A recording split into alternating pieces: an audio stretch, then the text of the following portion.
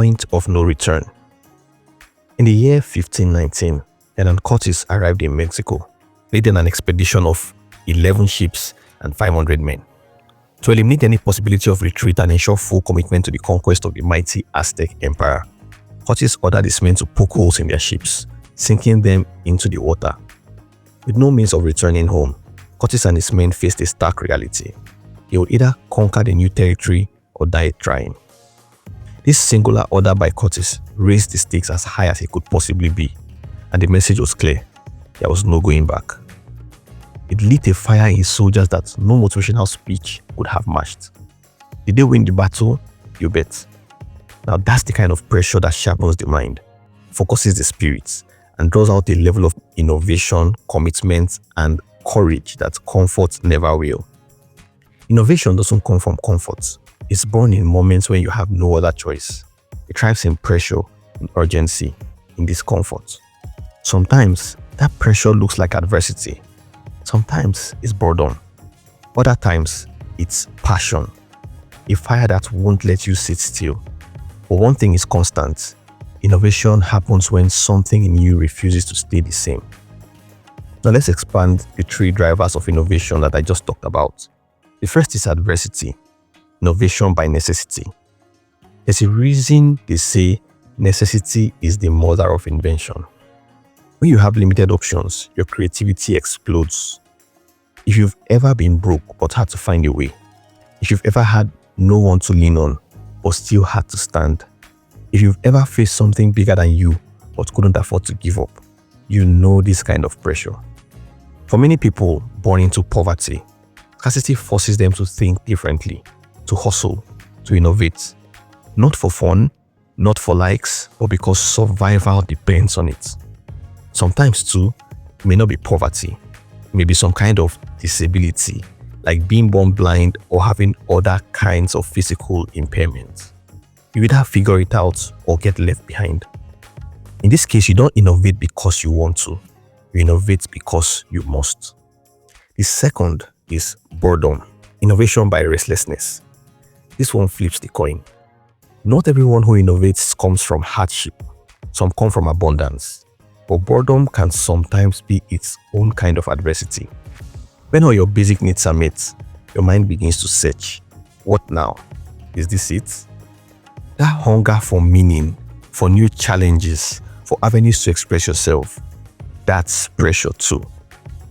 Oftentimes, this hunger is not as fierce as the hunger of someone who just wants to survive. But when it burns well.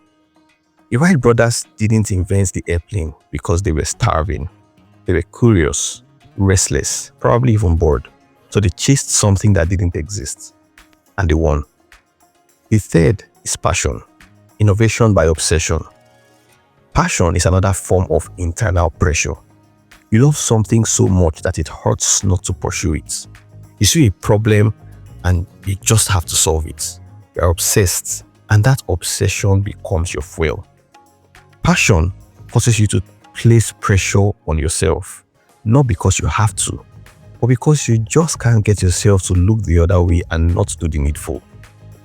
It's the artist who stays up all night painting, the programmer who forgets to eat or take a break because they are consumed by a problem they are trying to solve, the teacher who refuses to give up on their struggling students even though their pay may never be commensurate.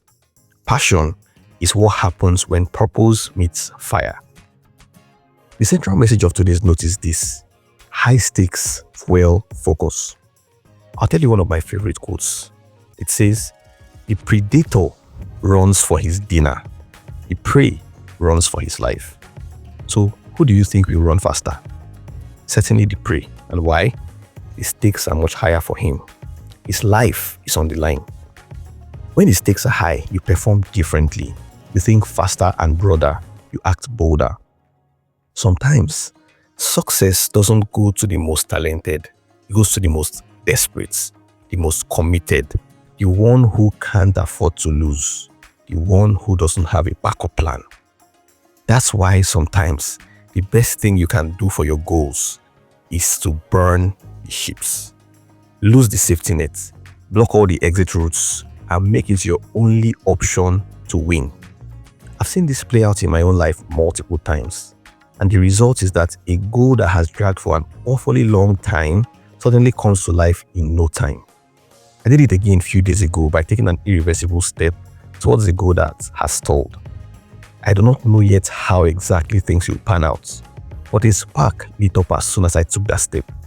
I began to think in 5D. A sense of urgency set in. I began to do things that I had not done before and see possibilities that weren't apparent. And so I ask you now, what is that thing you know you should do, but you've somehow given yourself an out, an option? Today might be a good day to make an irreversible decision. Raise the stakes and put something on the line. If you pay for that very expensive exam, it forces you to prepare, knowing that you'd lose your money if you are not ready by the exam date. If you lock your money in an account where you can't touch it until a certain date without losing some of it, you immediately develop the discipline not to touch it. If you schedule that presentation or put your reputation on the line, you are faced with the option of following through or losing credibility. Does this always work? I don't think so. But the result of taking drastic steps like this is that your mindset instantly shifts. You start to think differently. And to be honest, for most things in life, that mindset shift is as good as half the battle. So yes, you're uncomfortable. Yes, you are facing lots of adversity. So what? What are you going to do with it? Let it fuel a passion and obsession inside of you to rise above the challenges into new levels. Last week, I told you to put your eggs in one basket and watch the basket. Today, I'm asking you to lose the safety net, burn your ships, and raise the stakes. That step may be all you need to get serious with your goals and hit it sooner. You already know the ship you need to burn. Think about this and take action now. If you loved this message, please hit the thumbs up button, subscribe to stay updated, and share this with someone who might need to hear it.